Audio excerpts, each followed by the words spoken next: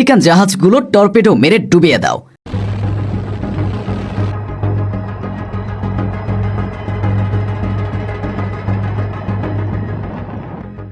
রাশিয়ার ভাল্লুক জেগে উঠেছে। সাগরের পানি এবার সত্যিই জ্বলবে। আমেরিকার কোস্টগার্ড যখন রাশিয়ার পতাকাবাহী জাহাজ আটক করে উল্লাস করছে, ঠিক তখনই মস্কো থেকে এলো এক আগুনের হুঙ্কার।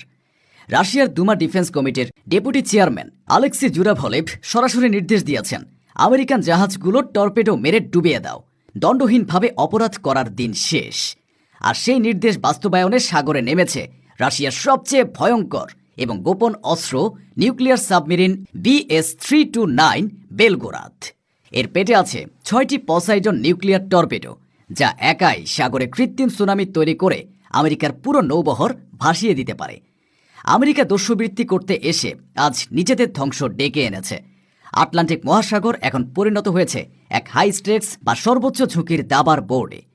আজকের ভিডিওতে আমরা দেখব সাগরের বুকে চলা এই মহাযুদ্ধের প্রস্তুতি এবং রাশিয়ার ডুমসডে বা মহাপ্রলয়ের অস্ত্রের ক্ষমতা। কিন্তু প্রশ্ন হলো, কেন আমেরিকা রাশিয়ার পতাকাবাহী জাহাজ মারিনেরা মানে সাবেক বেলা 1 এবং সোফিয়া আটক করার মতো আত্মঘাতী সিদ্ধান্ত নিল? তারা কি জানতো না এর পরিণতি কি হতে পারে? রাশিয়ার বেলগোরাদ সাবমেরিনে থাকা পসাইডন টর্পেডো আসলে কি? কেন একে ডুমসডে বা মহাপ্রলয়ের অস্ত্র বলা হয়?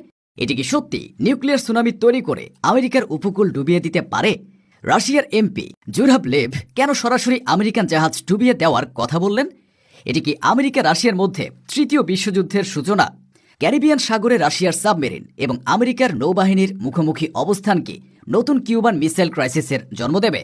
আমেরিকা কি পারবে এই নিউক্লিয়ার হুমকি সামলাতে? এসব প্রশ্নের উত্তর জানতে এবং সাগরের গভীরের এই রোমহর্ষক কাহিনী শুনতে ভিডিওটিতে একটি লাইক দিয়ে শেষ পর্যন্ত আমাদের সাথেই থাকুন।